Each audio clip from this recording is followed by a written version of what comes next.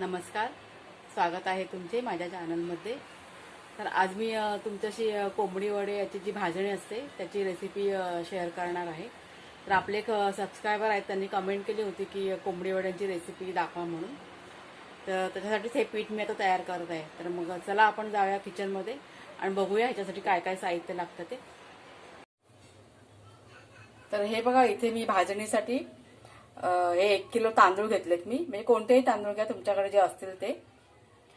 आणि इथे मी 1 वाटी डाळ घेतली, म्हणजे 100 ग्रॅम डाळ आहे, म्हणजे तुम्ही वाटीतच माप घ्या। 1 वाटी चण्याची डाळ आहे, ही 1 वाटी उडदाची डाळ आहे, हे 2 चमचे धणे घेतलेत, 2 वाटी ज्वारी घ्यायची, म्हणजे ज्वारी आपल्याला जास्त घ्यायचे।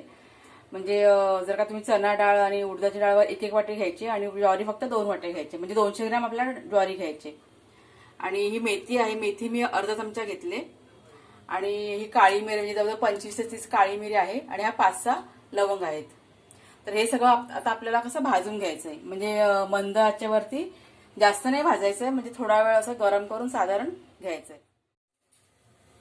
तर हे बघा, इथे मी गॅसवरती कढई ठेवले। आता त्यात कढई सुद्धा आपली गरम झाली। आता आपण त्यात हे काळी मिरी आणि लवंग टाकूया, एकत्रच टाकूया आपण, आणि हलकं हलकंच भाजून घ्यायचं, जास्त नाही भाजून घ्यायचंय।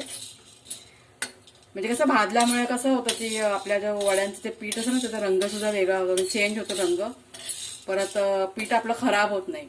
मेन म्हणजे जास्त दिवस जर का राहिलं तर ते खराब होण्याचे चान्स नसतात, चांगलं टिकून राहतं। आणि वड्यांना एक छान टेस्ट, म्हणजे चव सुद्धा खूप छान येते वड्यांना भाजल्यामुळे। त्याच्यामुळे कसं हलकं हलकं जरा भाजून घ्यायचं।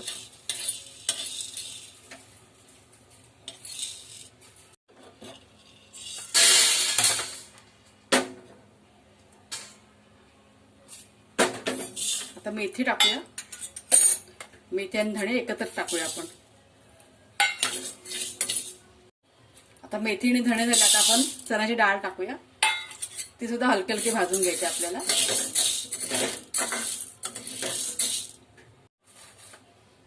आता उडदाची डाळ टाकूया आपण, सुद्धा हलकी हलकी आपण भाजून घ्यायची। आता आपण ज्वारी टाकूया, ती पण आपण हलकी हलकीच भाजून घ्यायची।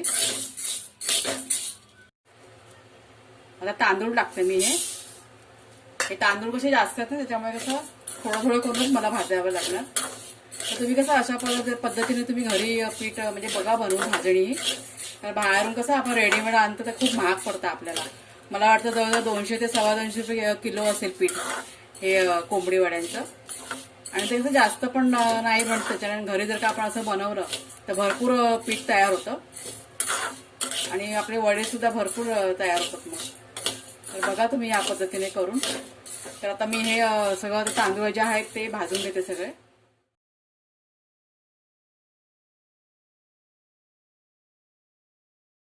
तर हे बघा, आपलं पीठ नव्हे, भाजणी आपली थंड झाले, आणि सगळं मिक्स करूनच घ्यायचं आपल्याला, वेगळं वेगळं नाही ठेवायचंय। आता हे तुम्ही कसं घरात पण दळू शकता, तुमच्याकडे जर का चक्की असेल तर, नाहीतर बाहेर द्यायचं चक्कीवर दळायला। तर तुम्हाला जर का हा व्हिडिओ आवडला असेल तर चॅनलला माझ्या सबस्क्राईब करा, व्हिडिओला लाईक करा, आणि कमेंट करून नक्की सांगा की तुम्हाला कशी वाटली माझी ही रेसिपी ती। तर पुन्हा आपण भेटूया पुढच्या व्हिडिओमध्ये, तोपर्यंत धन्यवाद।